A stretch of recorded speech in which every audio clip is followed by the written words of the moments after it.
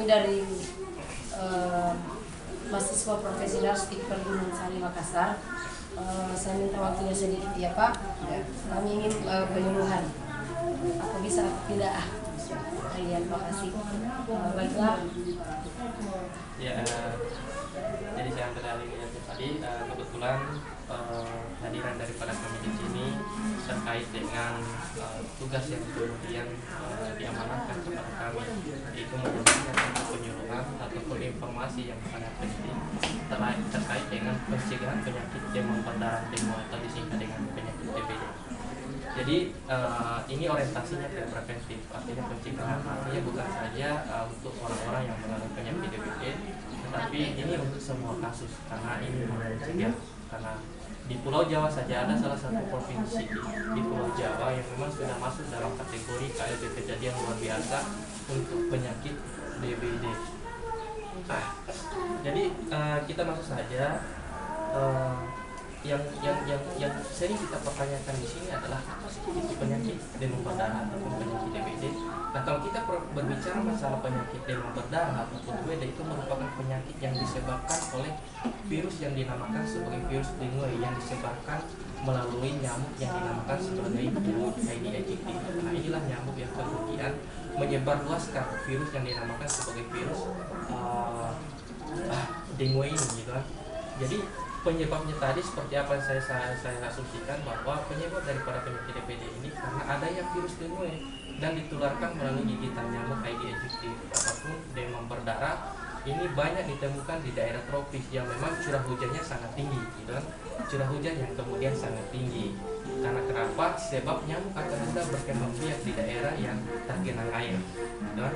Jadi ada beberapa yang kecil badannya, tidak seperti nyamuk yang lain, gitu kan. Yang tidak hidup dan berkembang biak di dalam rumah bak mandi pengaman yang dapat melakukan terbang kira-kira 100 meter.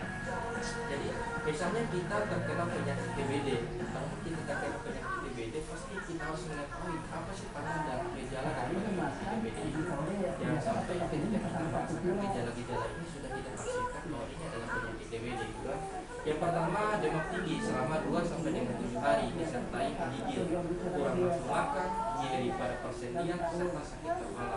Jadi itu adalah salah satu ciri. Yang kedua, perdarahan di bawah kulit berupa bintik-bintik merah. Yang ketiga, nyeri perut. Yang keempat, terjadi shock ataupun pingsan pada hari ketiga. Nanti pada hari ketiga ataupun 7 harinya kita tiba-tiba pingsan. Itu adalah salah satu tanda dan gejala daripada penyakit DBD. Tapi biasa ketika kita di rumah sakit ada namanya sebagai tes rentgen untuk mengetahui ini di rumah sakit atau DBD. Kita harus mengetahui bintik-bintik merah seluruh badan. Ketika ada bintik merah seperti itu disertai dengan tanda dan gejala seperti itu, berarti sudah didiagnosa ini adalah penyakit DBD. Terus ketika kita sudah mengetahui hal seperti itu ataupun bubuk abates, ini adalah salah satu program pemerintah ataupun dinas kesehatan setempat di dalam memberikan pengasapan. Itu yang pertama. Yang kedua, bubuk abati. Ini juga adalah salah satu program pemerintah di dalam memberikan bubuk kepada masyarakat.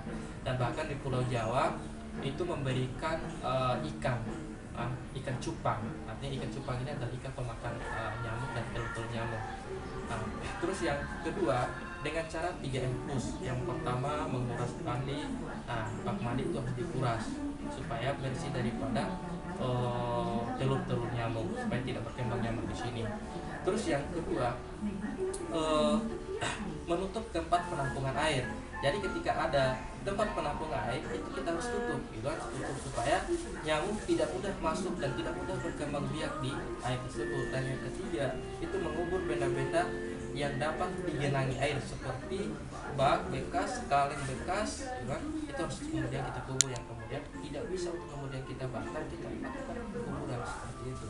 Dan yang keempat, yang saya kasih plus di sini adalah menggunakan obat nyamuk sebelum berpergian. Jadi ada beberapa obat nyamuk yang digunakan di rumah.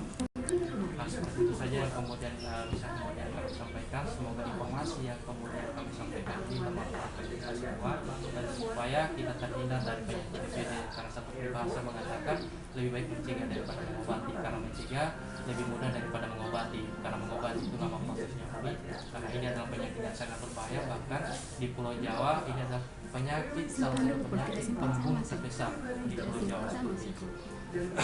Ya seperti itu. Jadi kalau bisa foto bersama dulu.